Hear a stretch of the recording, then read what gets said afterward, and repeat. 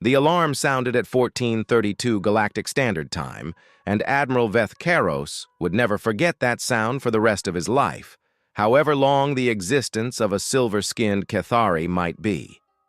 He stood on the Tribune of Honor, flanked by delegates from 47 star systems, all wearing the sashes and colors of their homeworlds. The Consolidation Parade was held every 100 standard years, a reminder that the unified Galactic Empire was not just a title carved in neutron stone, but a living, resplendent reality. 1,200 warships formed a perfect mandala over the capital, Kathos Prime, their hulls reflecting the binary sunlight in patterns that Imperial poets called the Tapestry of Order. The streets below overflowed with inhabitants from 847 systems, their bodies in shapes that defied the imagination, all united by the fact that they belonged to the greatest empire the cosmos had produced in its 12 billion years of existence. And then the sensors failed. It wasn't a gradual failure the soft, kind engineers routinely dealt with. It was a sudden death, as if someone had simply unplugged the universe. Vethkaros's holographic panel, which normally displayed a three-dimensional map of the space around Kathos Prime with nanometer resolution, went completely white, then black. Then it simply ceased to exist. Admiral. The voice of his adjutant, a young Cathari named Sorn, was 3 pitches higher than normal. Admiral, we have a problem of unknown classification. Vethkaros turned slowly. In 12 decades of active service, he had learned that the speed of a reaction revealed the degree of a commander's control over his own mind. But when his eyes met the sky above the Imperial Palace, all the training of 12 decades dissolved into something he hadn't felt since childhood. Fear. The ship was massive, 3 kilometers long, perhaps more, its contours cutting the blue-green sky of Kathos Prime with the precision of a mathematical equation. It wasn't organic like the Lyrath vessels, nor fractal like the Vethari constructs. It was angular, aggressive, every surface calculated to convey a specific message. We know what we are doing, and we have done it many times before. No thermal jump signature had preceded its arrival, no gravitational distortion, no warning. The ship simply existed now, where a moment before there had been only empty space. "Targeting systems," ordered Vethkaros, his voice surprisingly steady. "Unresponsive, Admiral. The ship generates no electromagnetic return on any known frequency. It's like trying to aim at a vacuum." "Visually identifiable, electronically invisible," muttered Rear Admiral Fisasu, who had approached without Vethkaros noticing. The Vethari was a creature of crystalline silicon, his movements always inaudible. "This isn't a failure of our systems. It's a choice of theirs." The realization was like a bucket of ice water. The ship could be detected by any being with functioning eyes. It could be photographed and broadcast to every corner of the Empire, but the automated defense systems, the ones that should have turned any threat into debris before a commander could even blink, were absolutely blind to it. It was a demonstration so calculated it bordered on didactic. "I want all weapon systems on manual mode," Vethkaros said. "Organic crews in the gun turrets. If we can't aim with computers, we will aim with our eyes." He was opening a fleet-wide communication channel when every screen flickered. Not just the military screens, all screens, across the entire system, the holographic galactic map decorating the central plaza of Kathos Prime, the information panels in the Senate corridors, the commercial broadcasts on all communication satellites, the personal screens on the wrists and in the pockets of every citizen. In 847 star systems, every device capable of displaying an image showed the exact same one: a woman. She stood against a dark background, wearing a slate-gray uniform with an insignia that Vethkaros didn't recognize, but which his ancient brain desperately tried to categorize as a threat or non-threat. Her skin was a warm tan, her dark hair cut short, her eyes an intense amber. She carried the posture of someone who didn't need to make threats to be taken seriously. And then she spoke. Not in common tongue, not in universal Cathari. She spoke in Cathari, in crystalline Vithari, in whispered Lyrath, and in all the other 116 living languages of the Empire, simultaneously, each receiver hearing their own native tongue with flawless phonetic precision. I am Commander Eleanor Wright, representing the Alliance of Reborn Worlds. I am here on behalf of 48 species that the unified Galactic Empire declared extinct throughout its history. I request an immediate audience with Empress Kaelitha and the full Galactic Council. I possess evidence that will alter this galaxy's understanding of itself. The deadline to begin negotiations is 24 standard hours. This is not a threat. It is an invitation. The difference between the two, I hope, will soon become clear. The transmission ended. The silence that followed over the Tribune of Honor was the kind Veth Karos had experienced only once before, when his ship had lost all life support systems a parsec away from any rescue. The silence of beings recalibrating reality itself. She said, 48 extinct species, the Lyrath delegate finally said, his gaseous form compressing around his metal exoskeleton in a gesture equivalent to extreme discomfort. Humanity was the last to be pacified 3,000 years ago. Pacified, repeated Fisasu with the flatness the Vithari used when they wanted their interlocutor to reflect on a word. Is that what we call it now? Veth Karos didn't answer. He was staring at the ship, which remained absolutely motionless above the palace, defying both physics and protocol. Humanity was extinct. It was historical fact. It was taught in every school in every system. 50 Imperial battle groups had swept through all human worlds in 6 days, an exercise in military efficiency that strategists still studied as the textbook example of a well-executed operation. Their homeworld, that blue and green sphere called Earth, had been reduced to a barren rock. There were no survivors. The records were conclusive. The records, apparently, were wrong. I want the fleet in full siege formation, Veth Karos said. Spherical formation, 10,000-kilometer radius. Every ship is to point its manual weaponry at that thing. If they try to move... Admiral. The voice came from behind, and it was so different from any voice he had heard that day that Veth Karos turned instinctively. Empress Kaelitha stood at the entrance to the tribune, without her ceremonial guard, without her entourage of advisors. Alone, like a woman who knew exactly how much protection she needed and had done the math herself. She was 1,200 years old, and every one of those years was present in her deep gold eyes. The Cathari aged differently than humans, but there was something in that gaze that transcended biology. It was the weight of knowing things you wished you didn't. Cancel the siege order, she said. Accept Commander Wright's invitation. Veth Karos opened his mouth. With all due respect, Your Magnificence, a warship of unknown dimensions and demonstrated capabilities just hijacked our communications and... They could have done much more than that, the Empress interrupted, with the softness of someone who doesn't need to raise her voice to end a debate. And they didn't. That is what matters now. She paused, and her golden eyes fixed on the silver ship above the palace, with an expression Veth Karos couldn't immediately categorize. Then he knew. It was recognition. I always knew they would come back. 3,000 years ago, I voted against it. I was the only one. And ever since, I have carried the burden of knowing that the history we tell is not the history that happened. She turned and began walking back to the palace. Prepare a suitable audience chamber to receive representatives from 48 civilizations, Admiral.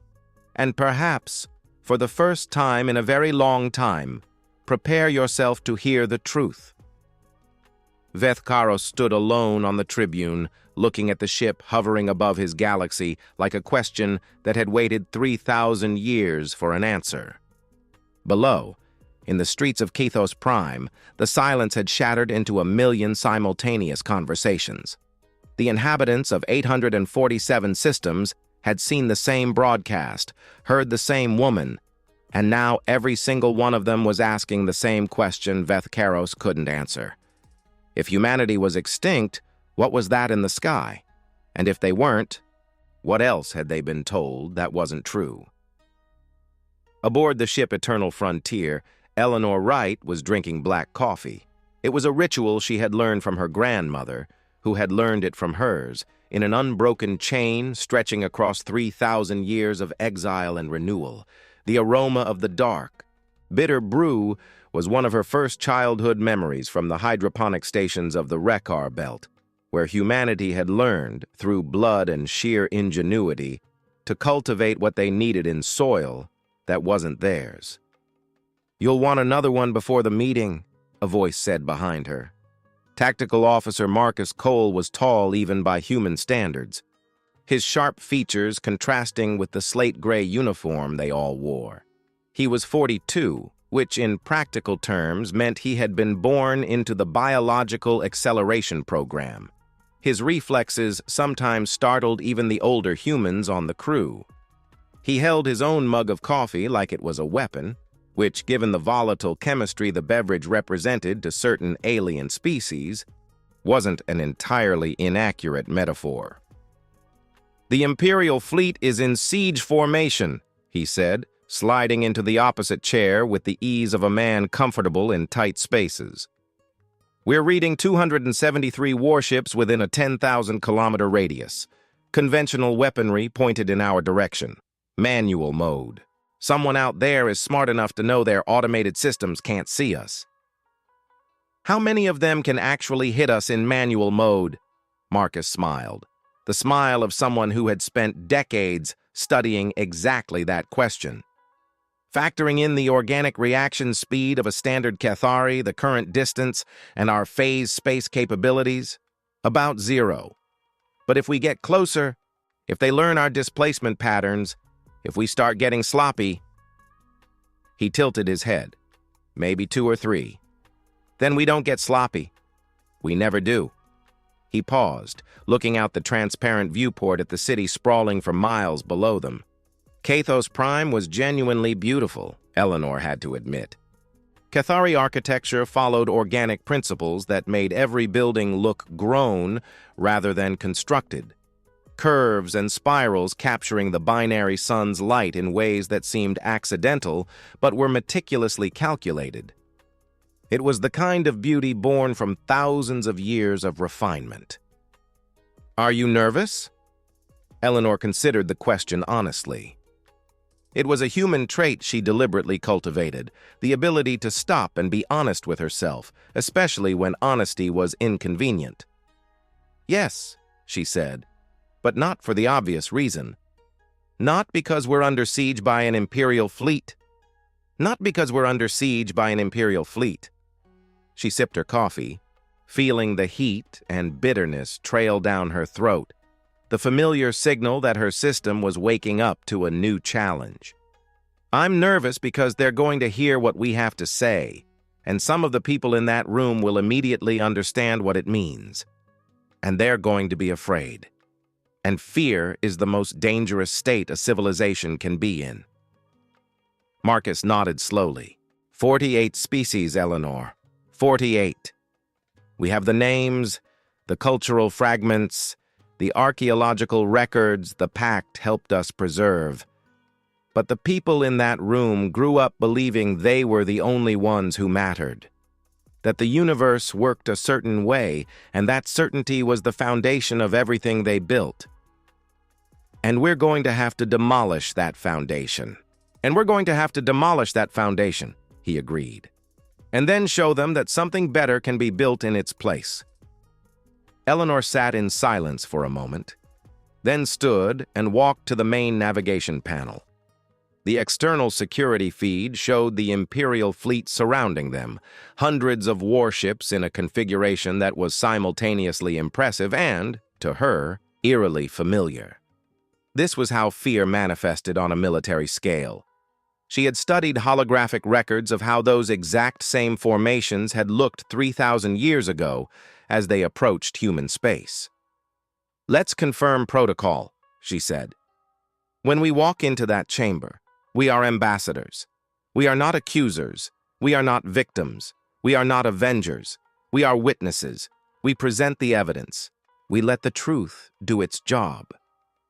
And if they don't want to hear the truth, then we remind them, as politely as possible, that we have 500 ships positioned over 500 imperial worlds."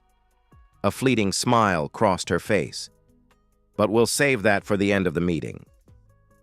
The Imperial audience chamber was a room of proportions, seemingly designed to make any individual feel small. Eleanor had been briefed on this by intelligence reports, but reports couldn't capture the physical weight of stepping into a space with a 40-meter ceiling, walls inscribed with the stone-carved history of every member system, and an oval table around which sat, or hovered, depending on biology, the representatives of everything the unified Galactic Empire considered civilized. She walked in, flanked by Marcus and Dr. Sarah Jenkins, her alien history specialist, a compact, precise woman with eyes that seemed to catalog everything they saw. Behind them, carrying the holographic presentation modules, came 4 more crew members, all human, all carrying the same carefully cultivated posture of people who know exactly where they are and why. The effect on the room was immediate and tangible. Eleanor had studied enough xenopsychology to recognize the process. The Imperial delegates had built a mental image of what they expected to see. Extinct humans, reduced to ash 3 millennia ago, did not exist in their present vocabulary. What walked through the door, therefore, was simultaneously recognizable as humanoid and profoundly wrong for the reality they inhabited. Every brain in that room was making an adjustment no training had prepared them for. "Commander Wright." The voice came from the opposite end of the table, and Eleanor recognized Empress Kaelitha from the archives. The Cathari ruler was more imposing in person than any holographic reproduction could capture.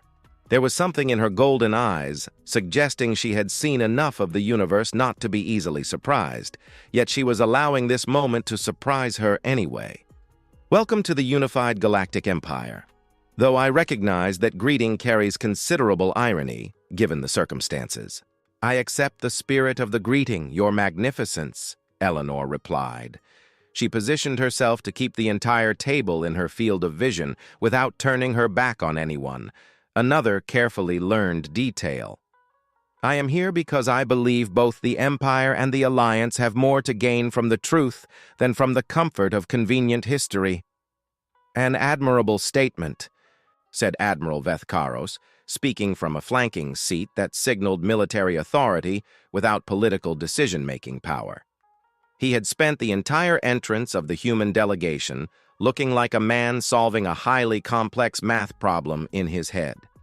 "Allow me to be direct. This empire's historical documentation regarding human extinction is conclusive.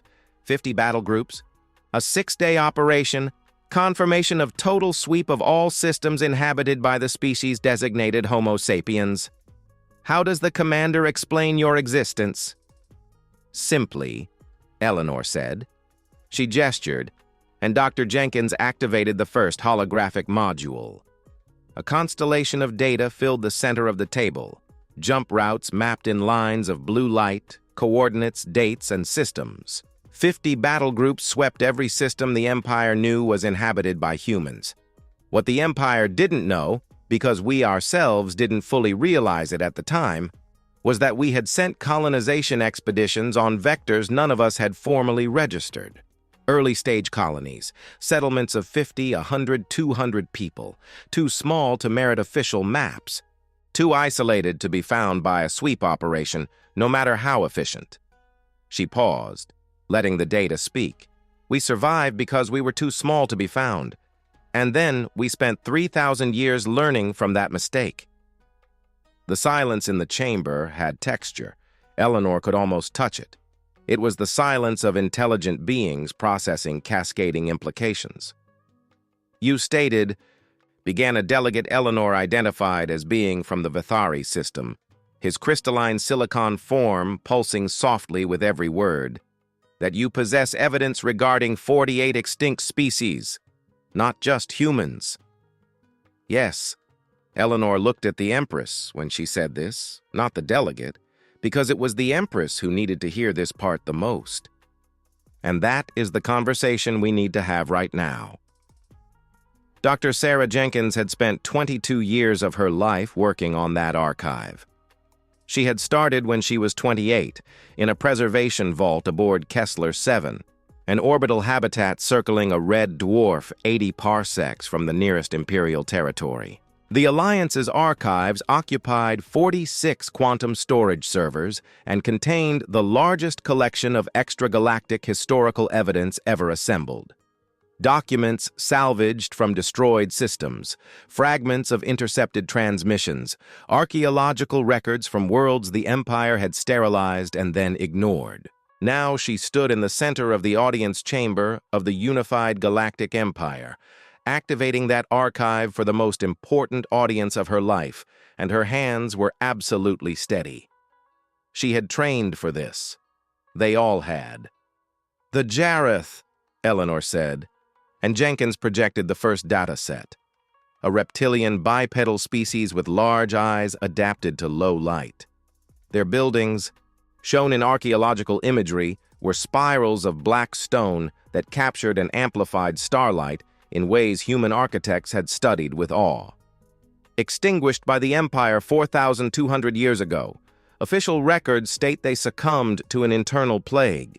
The documented reality in the archives of the Galactic Council from that era, records that were sealed, not destroyed, because someone, somewhere, believed history should be preserved even when it is unflattering, tells a different story.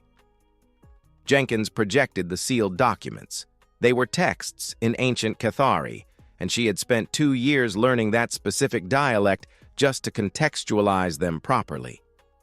The Jareth had developed spatial folding technology independently, as a non-Cathari species, a species the Galactic Council of the time had categorized as primitive and non-threatening. When the intelligence reports reached the Council, there was a consensus on what to do. The silence in the room changed texture again. It was no longer the silence of processing. It was the silence of recognition, which is a considerably more uncomfortable state. "The Sithari," Eleanor continued, "the Mondek, the Ale, the Trissi." Jenkins projected each species as the name was spoken. Faces and forms that should never have been forgotten. Entire civilizations reduced to fragments in quantum servers orbiting a distant red dwarf. 48 species, across 12,000 years of Imperial history, extinguished or pacified for one single consistent reason. They had advanced technologically at a speed the Council deemed threatening. "That is an extraordinary accusation," Admiral Vethkaros said, but his voice had lost the biting edge it held at the start of the hearing. Now he sounded like a man testing the solidity of the ground before taking his next step. "Extraordinary accusations require extraordinary evidence." "I entirely agree," Eleanor said. She gestured to Jenkins. "Which is why we brought not only the sealed documents from the Imperial Archive itself, but also an independent validator." The side door of the audience chamber opened. The being that entered was a Theresi, and the mere presence of a Theresi in that chamber caused a reaction Eleanor had anticipated, yet it was still breathtaking to witness. The Theresi predated the Empire. They predated most of the civilizations in that room. They were semi-translucent forms, their bodies constantly shifting in a process the Theresi themselves described as visible thought. They had no government, no fleets, no territory. What they had was 2 million years of collective memory and a reputation for absolute neutrality that no conscious being in the known galaxy had ever questioned. "This is Archivist Ocean Tell," Eleanor said. "He traveled 42 standard days from the nearest Theresi enclave to be present at this hearing." I verify, Archivist Oceantel said, speaking in common tongue with a voice that seemed to originate from multiple directions at once. The documents presented by Commander Wright are authentic. I have cross-referenced them with my memory of the corresponding events, memory that predates the unified Galactic Empire in its current form. The preemptive genocides are real. The reasons are as stated.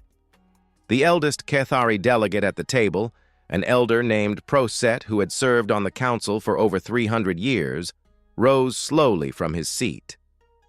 "This is impossible to verify independently," he said, and there was a desperation in his voice that Jenkins recognized. It was the desperation of a man trying to hold on to a narrative slipping through his fingers. The Tharesi are respected, but they are not infallible. Their collective memory may contain distortions. "With all due respect, Counselor Proset," Eleanor said, "the documents are not merely Archivist Oceantel's memories.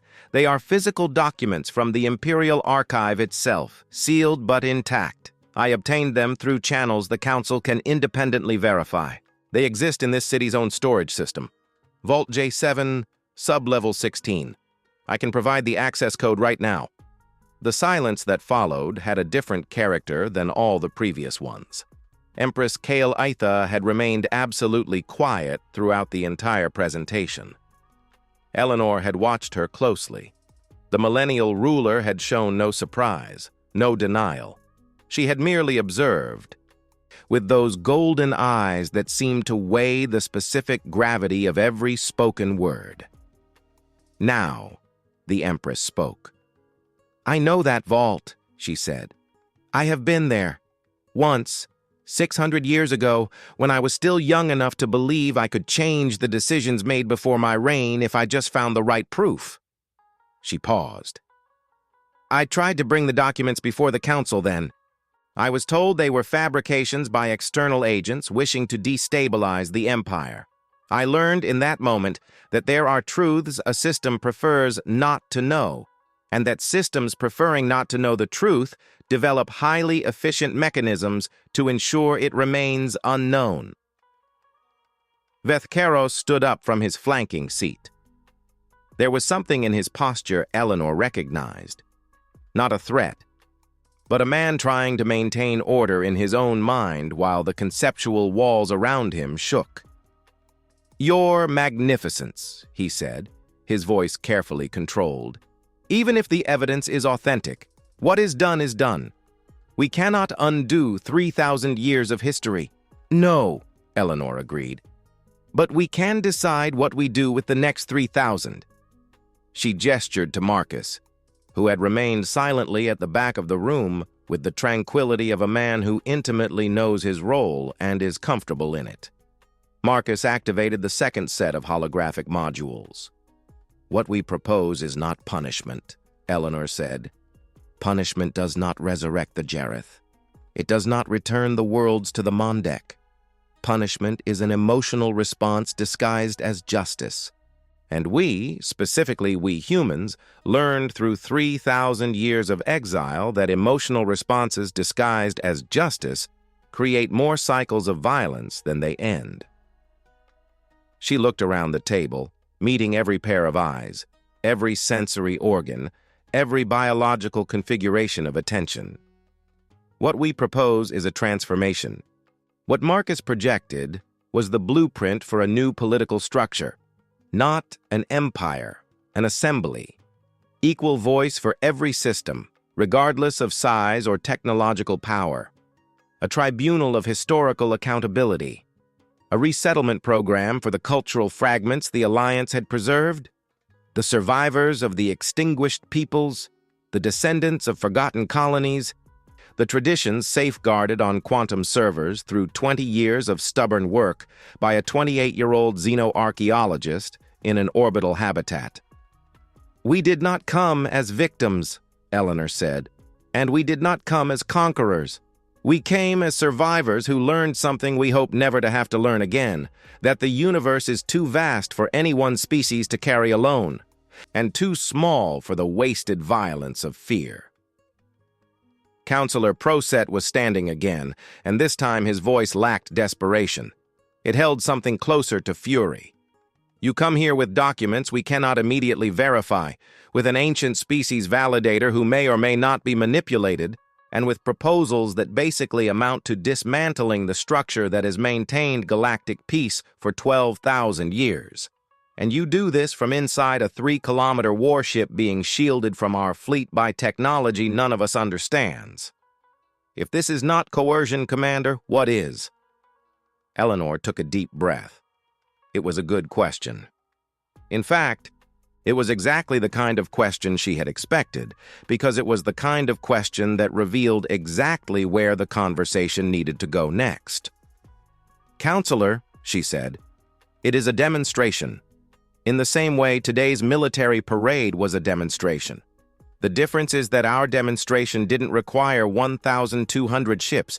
It required only one, and at no point, since arriving at Kathos Prime, have we fired a single shot."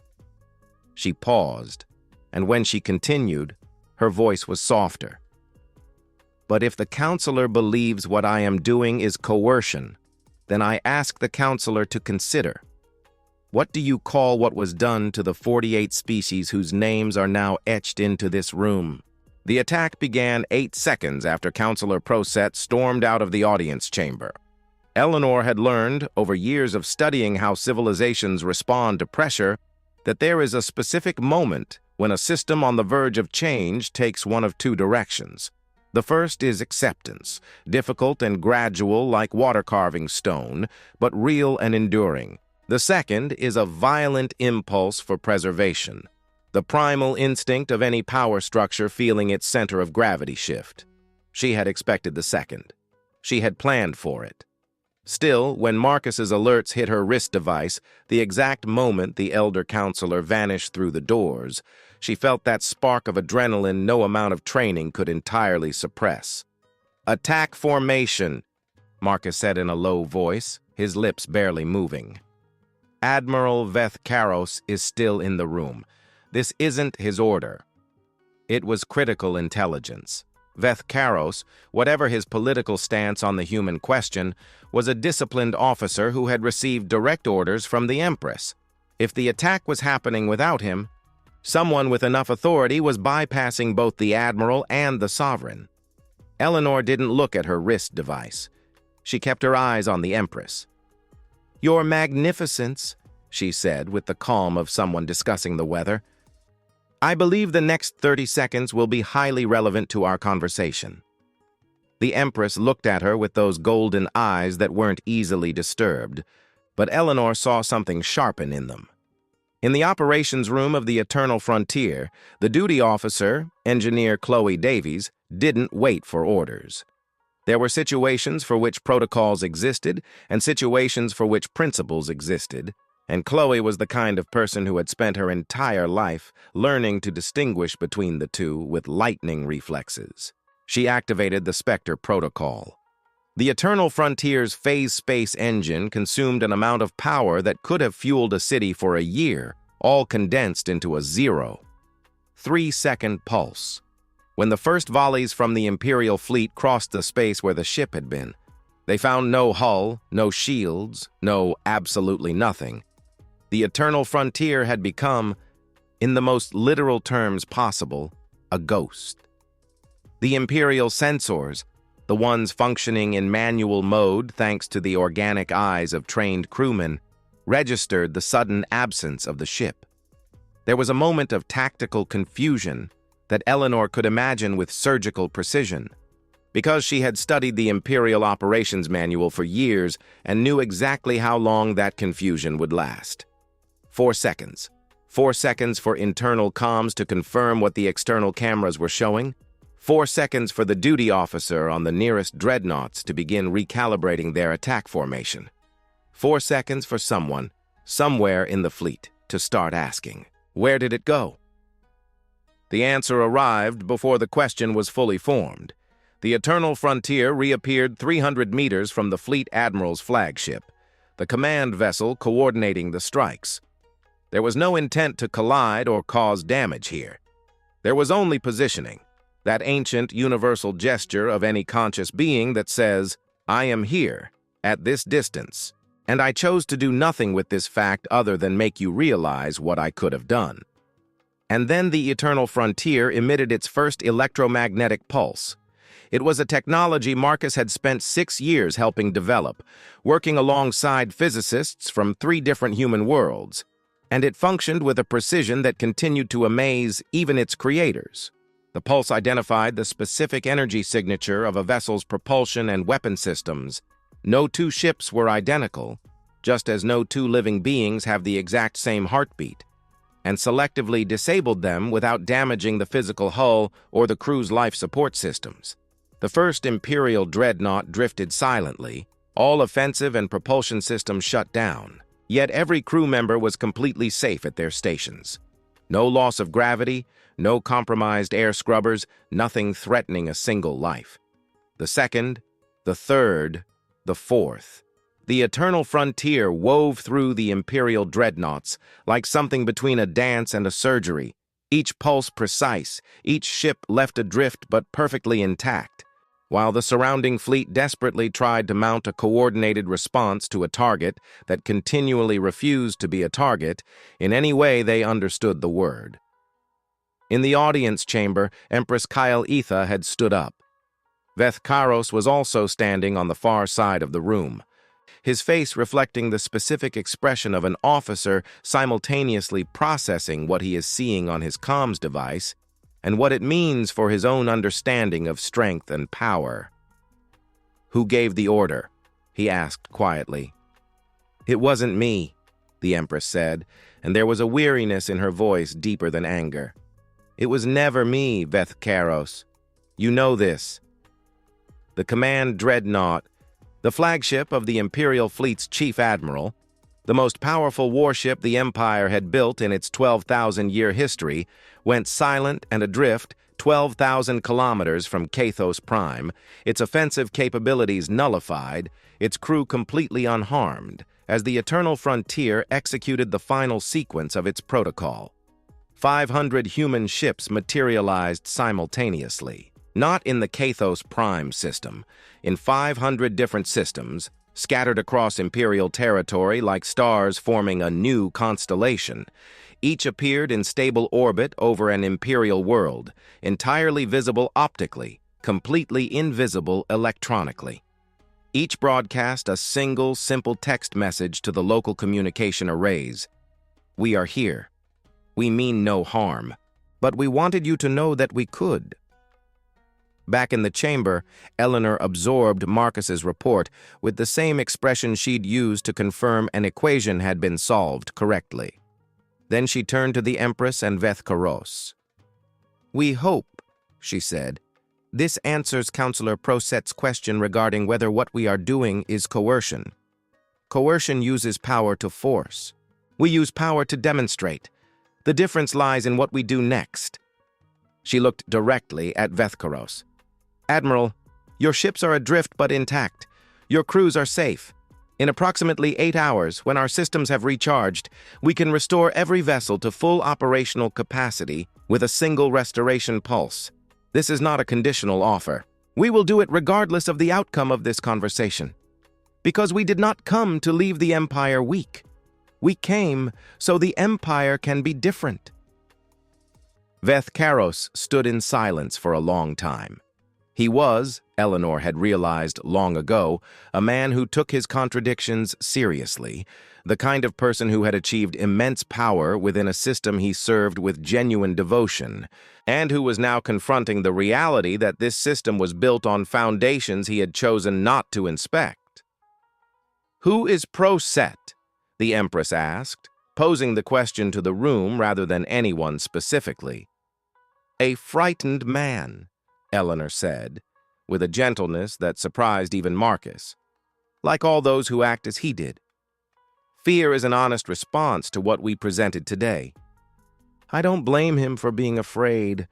I only blame the choice he made with that fear." The Empress studied her for a long moment.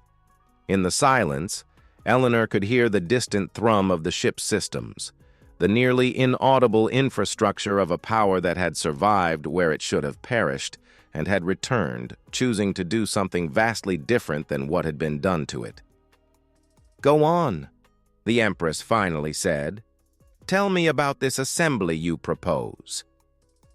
Eleanor opened her mouth to reply, but it was then that the space around Kathos Prime did something no instrument had registered in 12,000 years of Imperial history, and that none of the 500 human ships positioned across galactic territory had been able to predict, despite all the tech humanity had forged in 3,000 years of silent, determined exile.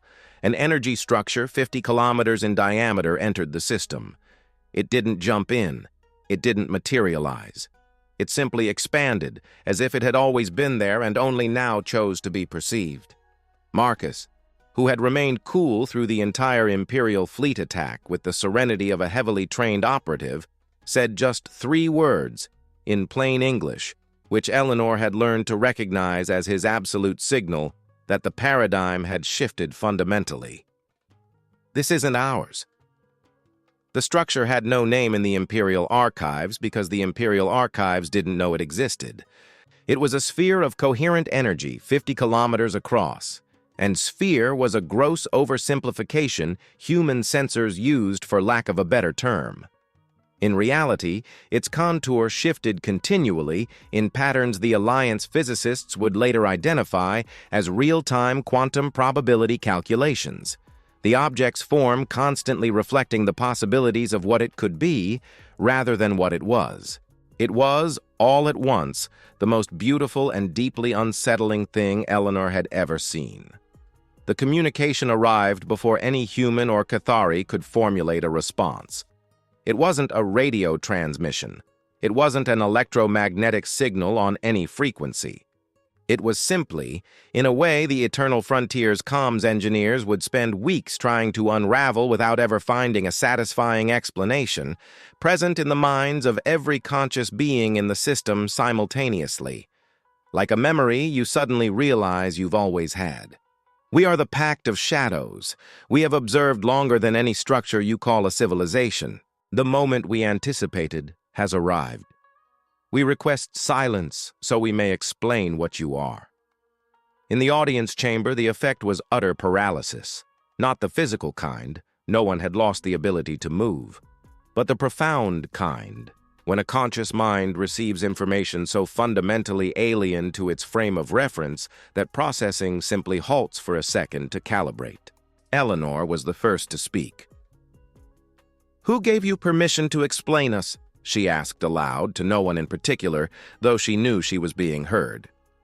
The reply came the same way as the first, simultaneous and inevitable, like an equation solving itself. The inquiry is revealing. A species that claims autonomy before comprehending what it faces is a species that has learned to rely on itself. This is relevant to our observations.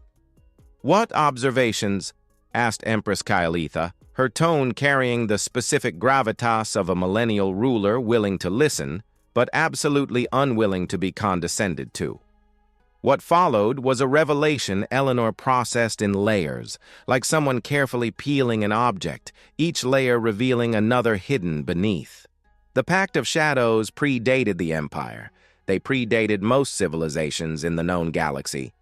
They had existed, insofar as the word applied to beings of pure energy, for roughly 100,000 years.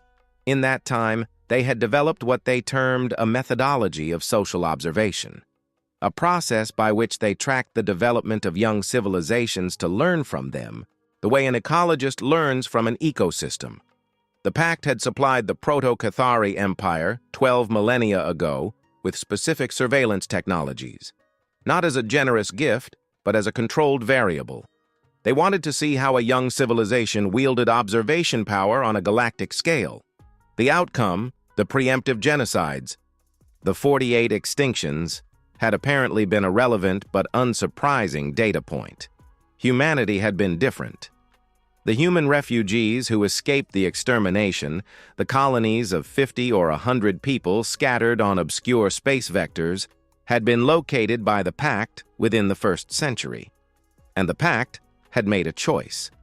The sole direct intervention in their 100,000-year history of observation.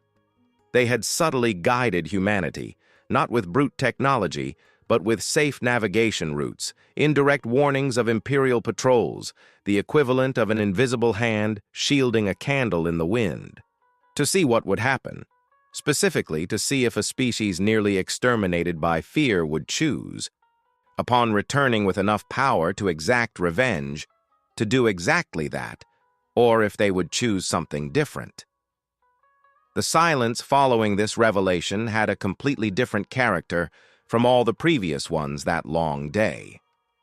Eleanor felt something shift inside her. Not anger, not exactly, but something adjacent, something humans had learned to recognize over millennia of history, which they called, in their most honest moments, righteous indignation. "So we are an experiment," she stated. "Every consciousness capable of creating meaning is in some sense an experiment of reality exploring its own possibilities." That's not an answer. That is philosophy used to dodge accountability. There was a pause. It was remarkable, Eleanor noted. A pause. Pure energy beings 100,000 years old had actually paused. "Commander!" Empress Kaelitha's voice carried something Eleanor hadn't heard before. The resonance of someone realizing in real time that they are on the same side as someone who, hours ago, was technically their enemy. "May I?" Eleanor made an inviting gesture. The Empress turned to the energy structure pulsing softly 50 kilometers above them, now visible through every window in the chamber like an artificial moon of shifting light. "You observed my people for 12,000 years, she said. "You watched when the Council voted for the extermination of the Jareth, the Sithari, the Mondek, and the humans. You observed, recorded, and learned, and you did not intervene." She paused. "If you were willing to intervene to preserve humanity as an experimental variable, why did you not intervene to preserve the other 47 species?" Prolonged silence. The question was more devastating than any show of force the eternal frontier could have mustered, Eleanor instantly recognized. It was a question with no answer the Pact could offer without admitting something that stripped away their nature as neutral observers, transforming them into something vastly less neutral. Because humanity was the variable. The other 47 were the control group. Eleanor felt Marcus beside her before she heard him move. "It says here," he murmured, glancing at his wrist device, "that our physics team is trying to calculate the structure's energy signature. Preliminary estimate, they have enough power to disable our phase space tech, possibly to disable everything we have." "I know," Eleanor replied, just as quietly. "So we are in a potentially much more precarious position than we were when the only threat was the Imperial fleet." "I know that too." "You seem strangely calm." "It's because I'm furious," Eleanor said. "And when I'm furious, I get calm. It's a human thing." She turned back to the presence of the Pact. "I want to make something perfectly clear," she said. And now there was no calculated diplomacy in her tone, only the absolute precision of someone speaking their mind with utter clarity. "We came here, to the heart of the Empire that tried to wipe us out, not because you guided us to it. We came because we chose to. There were members of my crew who wanted to come with enough firepower to reduce Kathos Prime to rubble. We had that debate, and in the end, we chose this. That process of choosing, the debate, the dissent, the final decision, was ours. It wasn't yours." She stepped toward the window, glaring up at the pulsing structure in the sky. "And what about the Empress, the Council, Admiral Veth Karos? They didn't arrive at this moment because you provided surveillance technology as a controlled variable. They arrived here because they are sentient beings capable of learning, questioning, and choosing differently from what was chosen before. That belongs to them. It doesn't belong to you." She took a deep breath. "You are powerful. Probably more powerful than anything we can throw back at you. But power and wisdom are not the same thing. And what you did, turning the near extermination of an intelligent species into an experimental variable, is not wisdom. It is the cosmic scale version of the exact same mistake the Empire made. Deciding that your own judgment regarding the value and role of other beings supersedes the autonomy of those beings. The Empress had stepped forward, standing shoulder to shoulder with Eleanor, staring out the same window. Nothing had been prearranged between them. It was simply the mutual recognition of two perspectives arriving at the same point via entirely different paths. "She is right," the Empress said. "And I say this as someone who has spent 12 centuries heading exactly the kind of structure you described.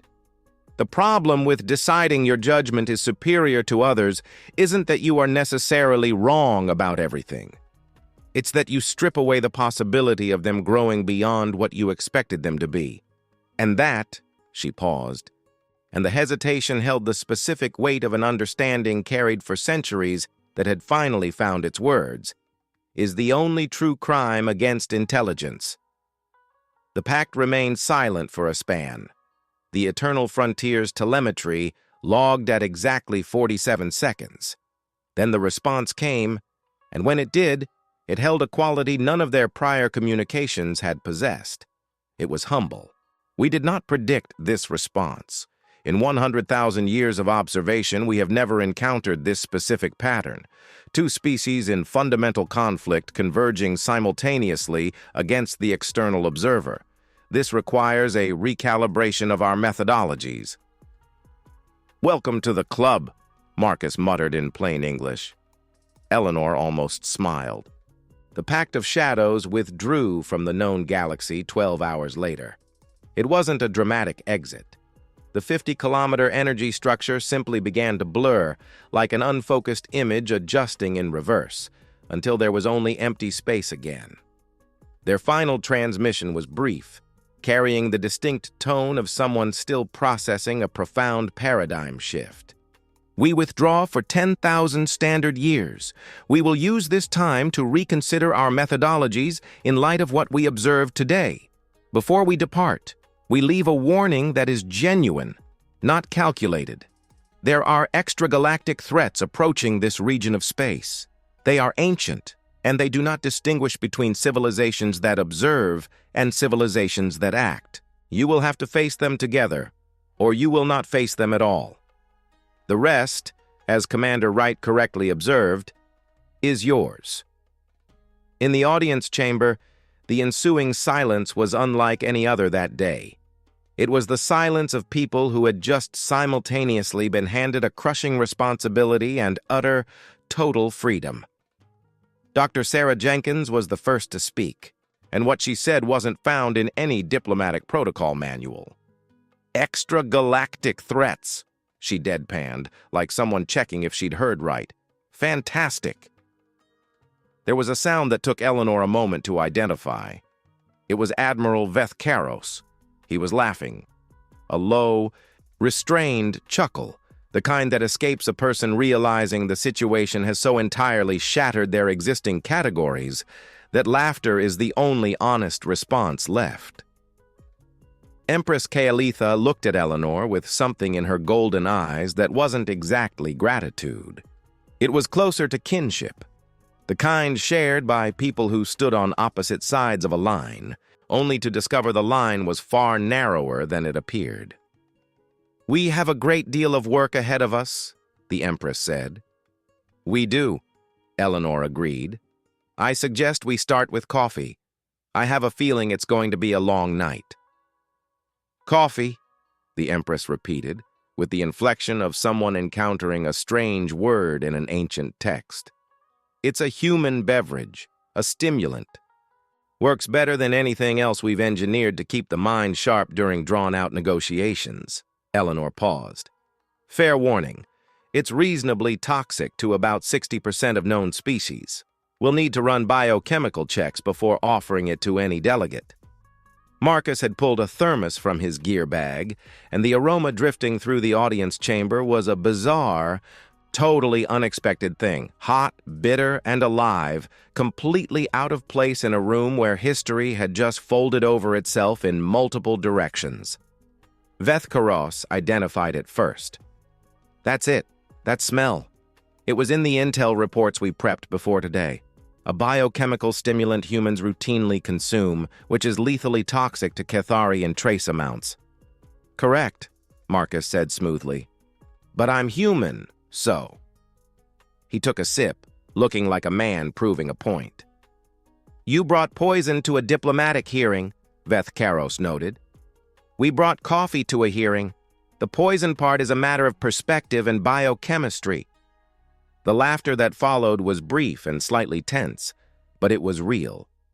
And it was the first time Eleanor's chronically cataloging mind registered that both sides of the chamber had laughed at the exact same thing at the exact same time. The months that followed involved the kind of grueling labor that rarely makes it into historical holovids with proper dramatic flair. It was, by nature, slow, iterative, fraught with setbacks, painful compromises, and moments where someone had to step out into the hallway to breathe for 5 minutes before walking back in to keep fighting. The transformation of the unified galactic empire into the assembly of free worlds was exactly that kind of work. Dr. Jenkins coordinated the cultural reconstitution process, the initiative turning the preserved fragments of extinct civilizations from the Alliance vaults into living presences. It was impossible to resurrect the dead, but it was possible to ensure that what they had been remained woven into the fabric of the universe, that their languages were taught, their architecture influenced new cities, their names were never forgotten again. Archivist Ocean Tell remained as an independent observer throughout the transition. His translucent form anchored the negotiation halls, a consciousness that had seen enough to know the difference between acting with integrity and acting without it, and never hesitated to point it out. Admiral Vethkaros spent 6 weeks in a state Eleanor recognized as the specific process of a man dismantling and rebuilding his sense of self. Not his competence, not his integrity, but the system he had served. He was an honest man inside a machine that had used the honesty of people like him as fuel for horrors they never consciously endorsed. Reconciling that is no simple task, and Vethkaros didn't opt for simple answers. In the end, he was the one who drafted the terms for Counselor Proset. No execution, he stated during one of the final sessions, no imprisonment, compulsory education. He will travel to every system we govern and recount what happened, not as propaganda, but as a personal testament to how an intelligent, well-intentioned being can be hijacked by a system's fear, choosing violence without ever realizing they're choosing it. He paused. Because if he is capable of that, any of us are, and we need to know it. Eleanor approved the proposal without a second thought. 1 year to the day after the Eternal Frontier appeared over Kathos Prime, the joint exploratory mission launched from the orbital docks, a newly inaugurated station sitting squarely at the intersection of former Imperial space and Human Alliance territory. The fleet was small by galactic standards, just 50 ships mixing aesthetics and tech from radically different origins, but massive in significance. The first fleet in known history deliberately composed of former enemies. Eleanor stood on the Eternal Frontier's observation deck as the mission departed, watching the surrounding ships through the transparent viewport. Their designs told wildly varying stories about the universes that birthed them. The nearest Cathari vessel bore those familiar, sweeping organic curves. Through its equivalent observation deck, she could just make out the silhouette of Admiral Vethkaros, who had insisted on serving as the mission's co-commander. It was a choice that shocked many but made absolute sense to Eleanor. Marcus arrived with 2 mugs of coffee, standing silently beside her for a moment. The archaeological team sent back a preliminary report, he finally said. I saw. Eleanor took the mug without looking away. The Vanguard archaeology team had scouted ahead to the planet Alliance Astrometrics identified only as Kessler Omega Point, a dead world on the galactic rim flagged as a high-interest site in the Pact's data dump. What they found there had arrived as a compressed data file at 3:00 a.m. ship time. Eleanor had read it twice before she could sleep, and a third time when she woke up. "How are you processing it?" Marcus asked. Eleanor weighed the question honestly, as she did with all important questions. "Still working on it," she said. "You?" "I started accepting the possibility on the second read. On the third, I started feeling the actual weight of it. The actual weight was this. On Kessler Omega Point, within a rock formation shielded by energy fields of unknown origin for an estimated 1 billion years, the archaeologists had discovered artificial structures, not the remnants of a recent civilization, something impossibly ancient. And inside those structures, preserved in a state defying the second law of thermodynamics, they had found biological samples. The genetic sequencing had taken exactly 17 hours and 20 minutes. The DNA from the biological samples on that dead rim world shared a 99.3% match with modern human DNA and a 98.7% match with Cathari DNA. The species that built those structures a billion years ago wasn't human, nor Cathari, nor any other known species. It was the precursor to them all. Every single being that had stood in that audience chamber arguing over the past and future of the known galaxy was descended from them. They weren't just political allies building a new house on the ashes of old wars. They were family, scattered across the stars. Branches of the same tree that had forgotten it shared a root.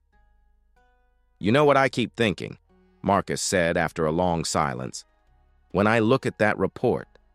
"What?" "That those extragalactic threats the Pact mentioned. This isn't the first time. That progenitor species didn't just vanish by accident. They faced something. And whether they won or lost, the fact that we exist means something survived. That whatever they were, a piece of it is still in us." Eleanor looked out at the stars. The fleet around them was accelerating toward the jump point. 50 ships with 50 different histories moving in the same direction for the first time. "It's a sound theory," she said. "It's a terrifying theory." "That too." She sipped her coffee.